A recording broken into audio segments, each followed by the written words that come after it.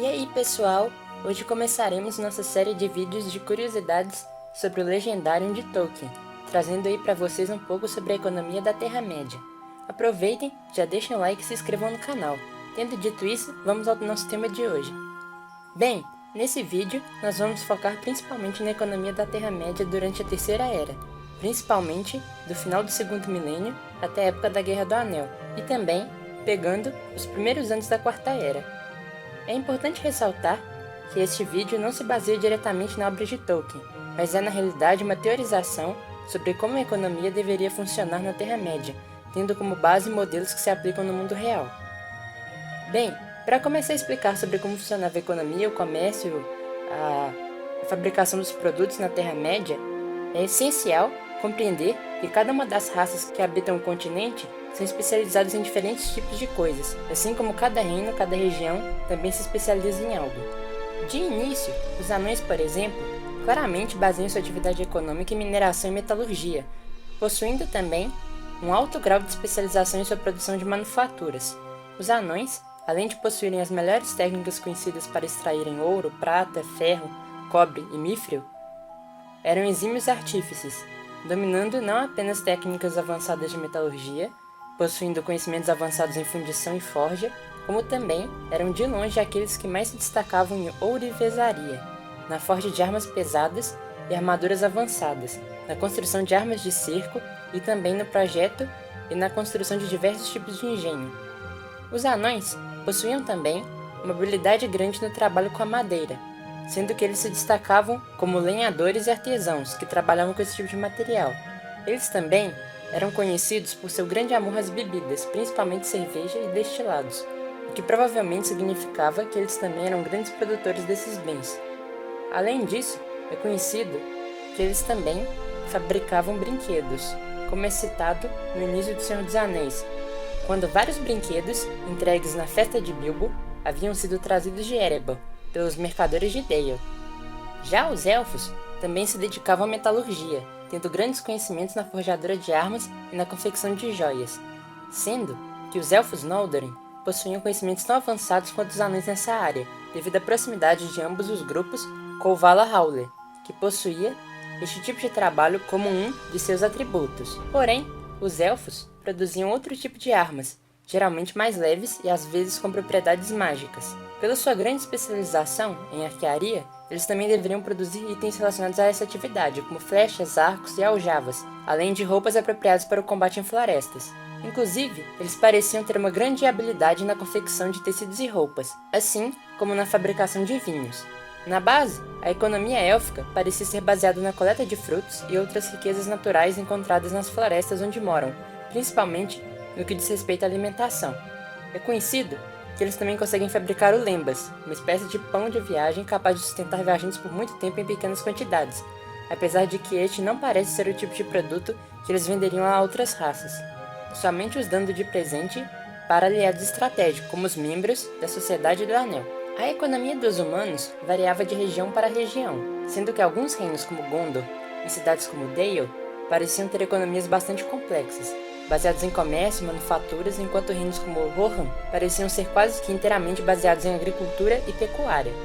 Gondor, por exemplo, como descendente dos Númenóreanos, provavelmente tirava a maior parte de seu dinamismo econômico do comércio marítimo, provavelmente produzindo vinhos e azeites, produtos compatíveis com o clima daquela latitude da Terra-média, mas possivelmente também produziam coisas como pergaminhos, já que possuíam uma grande burocracia residente em Minas Tirith, que demandava a produção deste material a partir do couro de animais. Para quem não sabe, o pergaminho é um tipo de couro fino, muito tratado, que na época medieval costumava ter muito valor. Já Dale, juntamente com Esgaroth, eram cidades muito focadas no comércio, revendendo vários tipos de produtos provenientes dos anões, elfos e humanos para seus vizinhos, acumulando com isso uma grande quantidade de riqueza. Inclusive, eu falarei mais sobre o dinamismo econômico dessa região mais para o final do vídeo. Outros grupamentos humanos pareciam ser especialmente focados em agropecuária, quando não focados em caça, como os homens da floresta, ou em pesca, como os habitantes da Baía de Gelo Forte. Vale também mencionar os Beornings, que viviam da produção de leite e mel, além da cobrança de pedágios, e a Vila Bree, que parecia ser um grande ponto de parada de mercadores, baseando sua economia em estalagens e em todo tipo de serviços para todo tipo de viajantes. Os hobbits também possuíam uma economia bastante focada em agricultura e pecuária, para sustento próprio. Porém, um dos itens de destaque de sua economia era a erva de fumo da Quarta Sul, que eles costumavam exportar para toda a Terra-média, sendo que Merry e Pippin acharam uma quantidade considerável dessas ervas em Isengard, após a derrota de Saruman, que parecia ser apreciador de tal especiaria, assim como Gandalf. Porém, apesar disso, em geral os hobbits possuíam uma economia simples, baseada na pequena propriedade e voltada para a subsistência, o que não os impedia de usar os excedentes obtidos com o comércio do fumo para comprar itens como relógios, que provavelmente eram produzidos pelos anões. Bem, tendo especificado o tipo de produção que cada uma das raças tinham, vamos abordar como funcionava o comércio entre as diferentes regiões da Terra-média, juntamente com um pouco da história da economia desses lugares. Bem, para quem conhece obras de Tolkien e as adaptações cinematográficas, já deve ter reparado que a maior parte da Terra-média na época dos acontecimentos de Hobbit e O Senhor dos Anéis se encontra totalmente abandonada, sendo que a maior parte das regiões são ermos desabitados, terras contestadas em batalha, grandes florestas selvagens, regiões abandonadas pertencentes a antigos reinos arruinados,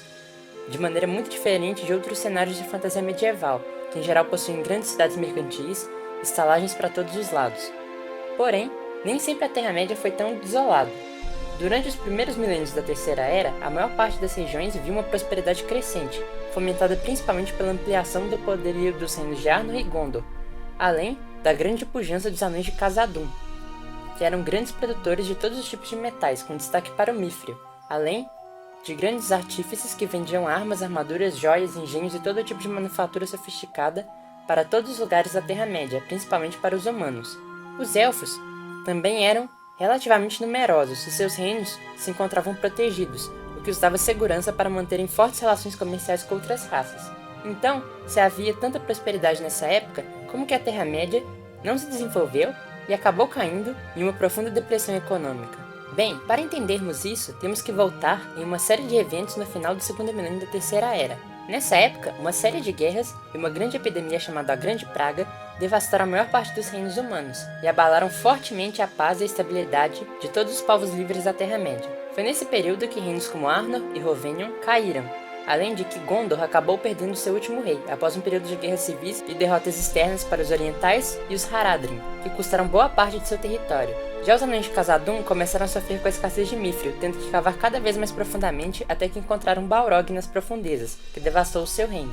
Tais reveses acabaram isolando os vários povos, cortando rotas comerciais, além de que o desmembramento de reinos inteiros acabou levando ao colapso da demanda de bens manufaturados e uma redução generalizada na oferta de bens agrícolas, carro-chefe da produção de qualquer reino humano.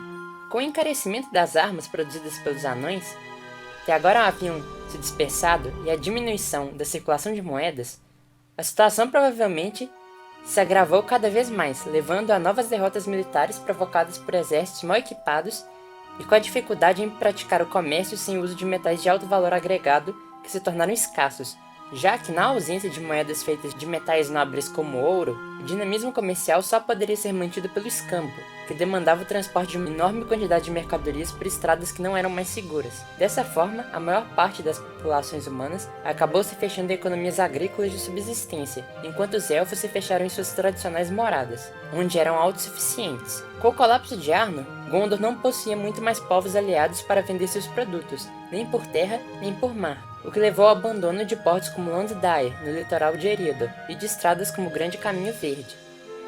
Essa depressão econômica continuou afetando toda a Terra-média, até os últimos anos da Terceira Era, quando o dinamismo voltou com toda a força. Porém, durante esse milênio, houve uma grande exceção. Os anões de Khazad-dûm se espalharam pelo norte de Rhovenion, principalmente por Erebor, pelas Ered Mithrin e pelas Colinas de Ferro. Eles conseguiram inclusive prosperar por uma quantidade considerável de tempo, antes de serem enfraquecidos pelas sucessivas guerras contra dragões e orcs. Este dinamismo, que se deu em Rhovenion, teve como eixo central a extração de ouro e a manufatura de itens de metal em Erebor, e nas outras moradas dos anões, que fizeram com que diferentes populações de Northmen, como os Eotheld e os habitantes de Dale, Esgaroth e Dorvinion, se tornassem prósperos, devido à atividade comercial, que também acabou movimentando a economia do reino dos Elfos da Floresta, que mantinham relações com Dorvinion, por exemplo. Porém, após a chegada de Smaug e a sua ocupação em Erebor, todo esse dinamismo se perdeu, e a região se tornou decadente e desolada. Essa decadência continuou até a derrota de Smaug e a Batalha dos Cinco Exércitos,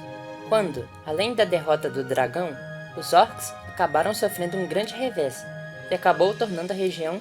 de novo relativamente segura para os mercadores. A reconstrução de Dale, a retomada do grande tesouro de Smaug pelos anões e as alianças renovadas entre todos os povos também tiveram um grande impacto na retomada da atividade econômica na região, de maneira que o comércio voltou a crescer o suficiente para alcançar outras regiões da Terra-média além de Rovênia, como, por exemplo, o próprio Condado. Porém, vocês devem se perguntar, a retomada do tesouro de Erebor pelos anões não acabou causando uma grande inflação que acabou quebrando toda a economia da Terra-média? Bem, acaba que muita gente pensa assim, mas isso não é o que aconteceu, pois nesse tipo de situação, de grande depressão econômica, de literalmente ausência de moeda circulando pelos lugares, qualquer aumento na quantidade de moeda reativaria as rotas comerciais e ocasionaria uma inflação benéfica, que tornaria os produtos agrícolas e manufaturados de diversos povos da Terra-média novamente valorizados, o que estimularia que estes lugares voltassem a vender seus excedentes ao invés de focarem apenas na subsistência. Além disso, os próprios anões, por controlarem a produção e o entesouramento do ouro, poderiam agir como bancos centrais, emprestando ouro a juros maiores ou menores para mercadores, de modo a conseguirem controlar o nível de atividade econômica de quase toda a Terra-média, o que nos leva a pensar que eles foram na realidade os grandes beneficiados com a derrota de Smaug, e posteriormente do próprio Sauron, já que eles retomaram suas moradas, uma a uma, começando por Erebor, depois se espalharam pelas Montanhas Cinzentas e Moria. Eles também, provavelmente, mantiveram sua atividade nas Montanhas Azuis, além de que Gimli fundou uma morada anã no Abismo de Helm, nos limites de Rohan, relativamente próximo a Gondor e a Terra Parda. Existem também algumas informações que eles poderiam ter tomado de volta a Gundabad, também estabelecendo uma morada que ficava relativamente próxima a Arnor, no meio do caminho entre a região de Erebor e Período. Desta maneira, podemos pensar que os anões espalharam inúmeras minas pela Terra-média, na virada da Terceira Era para a Quarta Era, de modo a restabelecer os fluxos comerciais, controlarem a oferta de metais, seja de moedas de ouro e prata, seja de itens manufaturados de aço e outros metais, e obtiveram assim uma influência econômica que provavelmente era muito maior que a maioria dos reinos humanos restabelecidos, que ainda possuíam nas atividades primárias suas maiores fontes de sustento. A própria importância do controle das minas e dos tesouros dos anões leva à teoria de que Sauron e Smaug sabiam que controlar estes portos-chave levaria ao enfraquecimento econômico e, consequentemente, militar de seus inimigos, o que levou eles a adotarem uma estratégia de contínuo ataque aos anões no terceiro milênio da Terceira Era.